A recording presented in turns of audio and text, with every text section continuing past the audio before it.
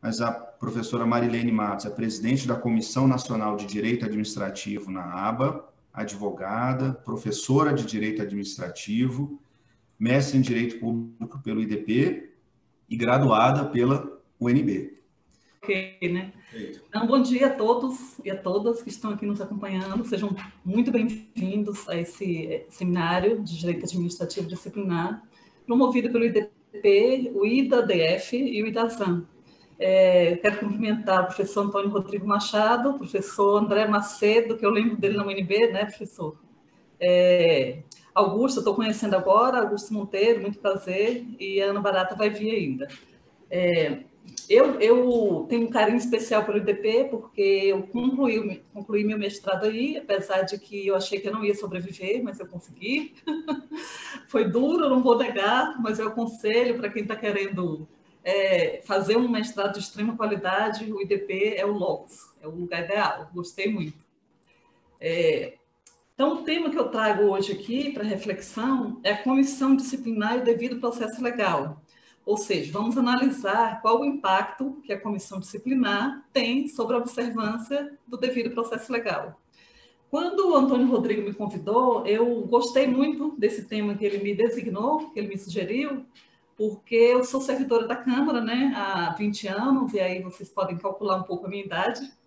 E durante a minha trajetória na Câmara dos Deputados, eu presidi mais de 200 comissões disciplinares de PAD. Então, eu tenho uma experiência prática razoavelmente importante nessa área. Aí, depois, a Câmara passou a ter uma comissão permanente de disciplina, e aí eu não atuei mais nessa, mas a experiência ficou aí. Foram muitas comissões que eu presidi. Então, começo dizendo que o papel da comissão disciplinar é de um impacto que ninguém nem imagina sobre o resultado, né, do PAD, sobre a inocência do servidor ou seja, sobre o resultado no sentido de que ou ele vai ser considerado culpado ou o processo o PAD vai ser arquivado, né? E quanto ao devido processo legal na comissão em relação ao PAD, é importante a gente lembrar que o Constituinte de 88 ele não diferenciou, né, quanto à incidência do devido processo legal quando se trata de processo judicial ou administrativo. Na redação do inciso 54 do artigo 5º, a gente já vê, né, como que é disposto, dizendo que ninguém será privado da liberdade e de seus bens sem o devido processo legal. E aí, logo mais à frente, no inciso 55, a redação diz que aos litigantes em processo judicial ou administrativo e aos acusados em geral são assegurados o contraditório e ampla defesa com os meios e recursos a ela inerentes. Então, como não poderia deixar de ser, o PAD é uma forma de atuação do Estado no seu poder punitivo, né, no seu poder disciplinar. O princípio do devido processo legal é de observância obrigatória. Muita gente, o senso comum, acha que o PAD, né, vê o PAD como um meio de apuração de eventuais irregularidades cometidas no âmbito da administração pública.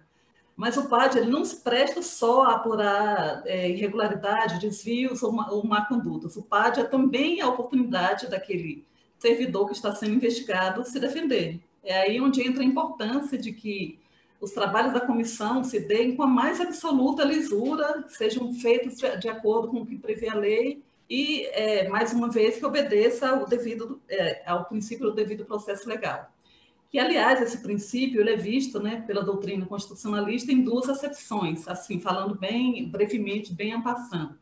Ele é visto na acepção substancial, né, no sentido de que as leis devem ser, da produção legislativa, né, do poder do Congresso Nacional, deve ser realizada de forma razoável para atender ao interesse público, né? Essa é a acepção, bem de passagem, do devido processo legal. Na acepção processual, o princípio tem diversos desdobramentos, né, no PAD, né, desdobramentos procedimentais processuais. Aí eu citaria aqui como um dos desdobramentos o direito à citação, a comunicação eficiente dos atos, a ampla defesa, a defesa oral, a apresentação de provas, né, a produção de contraprovas, a ter um defensor legalmente constituído, Aí a gente entra também no contraditório, no juiz natural, e na imparcialidade do juiz.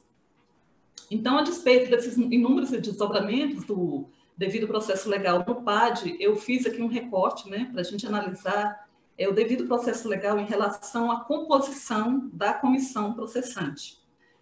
A lei diz que a comissão ela vai ser composta de 3 servidores estáveis designados pela autoridade competente. Então, em que medida a composição dessa comissão ela tem o condão, ela é passível de interferir no devido processo legal em relação ao PAD? E se isso pode acontecer, de que maneira que vai acontecer, né? Eu quero deixar aqui claro, né, para o início de conversa, que é um equívoco, né, imaginar que os trabalhos da comissão eles tenham um impacto minimizado, um impacto menor, pelo fato de a comissão não ter a caneta de decidir, né? Porque a gente sabe que a comissão ela não decide pela culpabilidade ou não do servidor, ela apenas faz um relatório e ela sugere para a autoridade julgadora, e a autoridade julgadora é que vai decidir se acata ou não o relatório da comissão. Só que essa nomeação dos membros da comissão processante, aí a gente tem um pequeno probleminha. Os membros são nomeados de forma discricionária, né? Então, como que a gente compatibiliza essa nomeação discricionária dos membros da comissão com a necessidade de observância do devido processo legal, né? É uma questão. Eu, na minha experiência prática de presidir PADs, eu não posso negar que eu sofri pressões de um lado, de outro, de uma forma ou de outro. Às vezes pressões sutis, às vezes uma sugestão, às vezes um diretor de um departamento que liga, pergunta, mas e isso? Então, a gente sente ali, de forma sutil, essa pressão, num sentido ou no outro, no PAD, né? Então, a primeira providência quando a administração ela vai compor a comissão disciplinar é justamente a nomeação dos membros da comissão por uma portaria. Esses membros, já falei antes, mas são 3 servidores estáveis, e o presidente ele tem que ter o nível de escolaridade igual ou superior ao do servidor que vai ser investigado. Então, 2 palavras-chave vão definir a atuação da comissão, né? É a independência e a imparcialidade. A exigência de que os componentes da comissão sejam servidores estáveis, e isso é uma causa que a gente vê muito no âmbito da justiça, de anulação de PADs, a condição de ser estável é justamente para garantir a independência. E olha que eu conto aqui, pela minha experiência, que mesmo eu sendo estável, eu tive que fazer um esforço para manter a minha independência na condução dos trabalhos. E eu confesso aqui também que eu fiz alguns inimigos, não tem como, porque foram muitas comissões de PAD, e em algum momento eu tive que contrariar interesses, né, de uma pessoa que tinha o seu grupo de amigos, mesmo sendo estável. Agora, você imagina servidores não estáveis presidindo PAD, que é outra causa também de anulação, que a gente vê bastante acontecendo na justiça. Esses casos são de bastante comum ocorrência para ser levado para a decisão do judiciário, né? Então, a independência tem tudo a ver com a estabilidade do servidor, com o fato de o servidor ser estável, ele não correr o risco de perder o cargo dele, né? Falando em bom português, em decorrência da condução daqueles trabalhos, certo? E aí a gente tem também a outra palavrinha que vai definir a atuação da comissão, que é a imparcialidade, né? E aqui eu vou confessar uma coisa, de um exemplo prático, eu não vou dar nomes aqui, mas eu vou falar, sim, sobre o que do fato que eu presidi a investigação. A servidora efetiva, ela tinha vendido, entre aspas, vagas no curso de medicina na Universidade de Brasília, né? E aí a gente foi constituída a comissão, e o ponto central da comissão era saber se essa venda que ela nem podia entregar, né? Ela recebeu o dinheiro, porque as pessoas romantizam o servidor da Câmara, acham que ele tem muito poder porque ele está convivendo com quem tem poder. Mas aqui eu já falo logo que isso é um leve engano, tá? Os servidores convivem com poder, né? Mas não são poder. Só que muita gente acha que são. E aí, se aproveitando desse fato, ela vendeu vagas na Universidade de Brasília para o curso de medicina, vagas que ela não poderia entregar, e a gente foi incumbido de investigar esse fato. E aí o grande nó da questão era o seguinte: essa atuação dela de vender as vagas na universidade, óbvio que é imoral, é ilegal e tudo mais. mas ela tinha a ver com a atuação dela enquanto servidora. Aí eu vou confessar que o fato causou tanta indignação, porque ela vendeu para pessoas humildes do interior, que venderam a casa para entregar para ela com aquele sonho do filho entrar na faculdade de medicina. Então, assim, a minha vontade pessoal era assim, nossa, eu quero que essa mulher tenha alguma consequência, né? Mas aí o que acontece? A gente tem o dever de impessoalidade, que é relacionado ao dever de imparcialidade. Inclusive, há doutrinadores que entendem que é uma decorrência do princípio do juiz natural aplicável também ao PAD, né? E aí, não, então vamos fazer a coisa certa. Na verdade, esse ato dela de vender as vagas ali, ele não está relacionado diretamente às atribuições dela, né? Ela pode ter até usado a imagem como servidora daquela instituição, mas não tem a ver com as atribuições dela e, portanto, a comissão, nesse caso, sugeriu o arquivamento do processo por atipicidade administrativa da conduta, né? Aí que o Ministério Público apurasse, outras instâncias apurassem, mas não a gente. Então, esse dever de imparcialidade dos membros da comissão, ele advém também de um princípio que deve reger a administração pública, que é o princípio da impessoalidade. Ali a gente não está para seguir caprichos ou desejos pessoais, né? Teve esse caso que a gente tinha vontade que a pessoa tivesse consequência e não fizemos, mas teve casos também que a gente gostaria de passar a mão na cabeça e não poderia, porque a gente não está lá para cumprir, a gente não está lá para atender os nossos desejos, né? Ou atender o nosso amiguinho. Inclusive, se a gente achar que não tem condições de atuar com imparcialidade, é como dever do agente público você declarar suspeito, né? Eu não tenho condições de atuar nesse caso aqui, porque realmente eu sou amigo daquela pessoa, ou eu não gosto dela, eu tive um problema. Então, eu vejo isso como um dever de quem compõe a comissão disciplinar. Então, esse princípio do juiz natural aplicável ao PAD, ele tem também um probleminha, um nó que pega aqui, né? Por quê? Porque no processo judicial é muito fácil você ver o juiz ali como um ser imparcial que não tem qualquer interesse no objeto do litígio, né? É a relação entre lateral, tem o juiz, o autor e o réu. Então, o juiz está ali equidistante daquela briga, né? Daquele litígio, daquele objeto que está em jogo. Isso não acontece no processo administrativo disciplinar. Por quê? Porque a administração, ao mesmo tempo que ela é parte, né, que ela tem interesse na resolução daquele litígio, ao mesmo tempo ela vai julgar. Então, assim, é muito mais importante que seja observada a imparcialidade dos membros da comissão. É de extrema importância, então, a escolha desses membros da comissão, muito embora essa escolha seja de natureza discricionária, para conservar, para manter essa imparcialidade desse julgador. Agora, essa atuação desses membros da comissão, como é que essa atuação pode interferir no deslinde do PAD? É uma pergunta que eu lanço aqui, porque a gente já falou que a comissão ela não vai julgar, ela vai sugerir, né?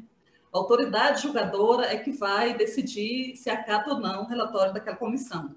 Então, os trabalhos da comissão do PAD, eles podem realmente interferir na palavra, mas influir o resultado a favor ou desfavor do servidor investigado, eu diria, considerando algumas particularidades do PAD, que a resposta é afirmativa, né?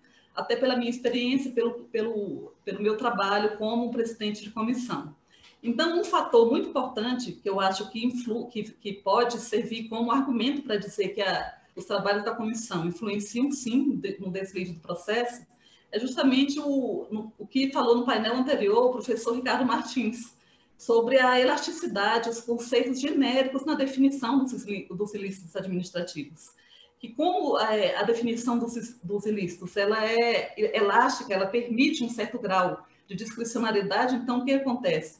Nesse caso, se a comissão não tiver totalmente imparcial, ela pode pender para um lado ou não, ela pode atuar em favor ou desfavor do servidor que está sendo investigado.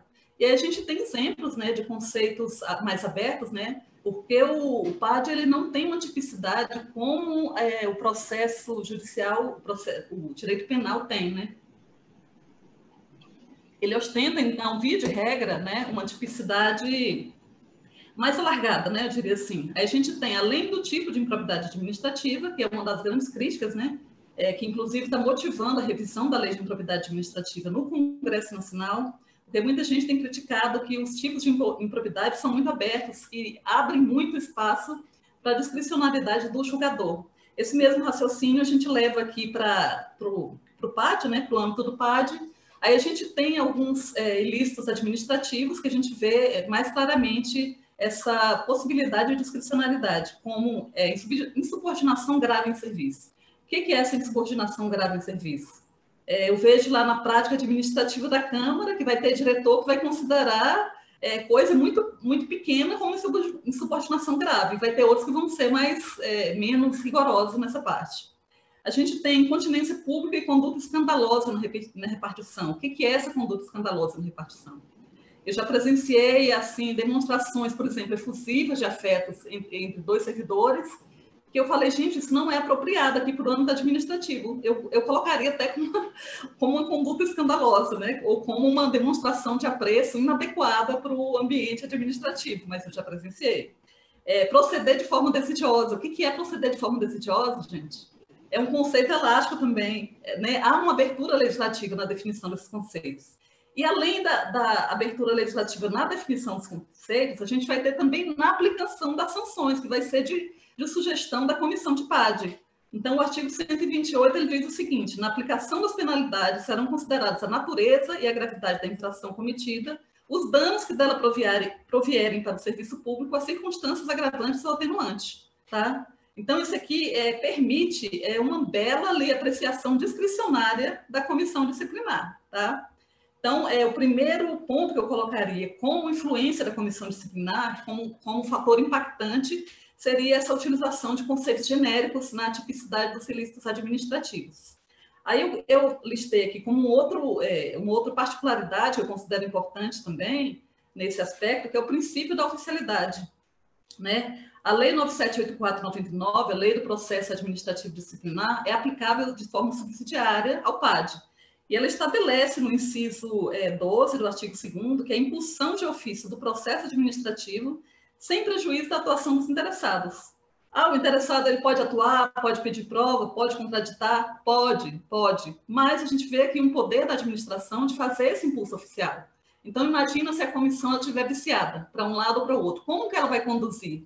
Ela vai conduzir de acordo com o resultado que ela deseja, se ela estiver parcial, não é isso? Coloquei aqui um outro ponto também que eu acho importantíssimo, que é o acatamento do relatório da comissão. A gente sabe, eu vi isso na minha prática, eu presenciei ínfimos casos em que o relatório da comissão não era acatado, tá? O artigo 168, 168, ele dispõe o seguinte: o julgamento acatará o relatório da comissão, salvo quando contrário à prova dos autos. Quando a gente vê uma redação dessa, o que a gente depreende daí? Que a regra é a autoridade julgadora acatar o relatório da comissão. A exceção vai ser quando ela não acata. A exceção vai ser quando o julgamento, a conclusão é contrário à prova dos autos. Só que essas provas dos autos, em grande medida, elas são influenciadas pelo princípio da oficialidade, porque a comissão disciplinar é que vai conduzir a produção dessas provas. Entendeu o complicador? Então, eu acho que essa regra do acatamento do relatório da comissão é um fator também muito importante para que os trabalhos da comissão disciplinar eles possam influir de um lado ou de outro no resultado do julgamento. Um outro ponto que eu coloquei aqui, que foi citado também, se eu não me engano, foi pelo professor Ricardo Martins, foi o fato do judiciário, via de regra, ele não adentrar o mérito administrativo nas conclusões do PAD, né?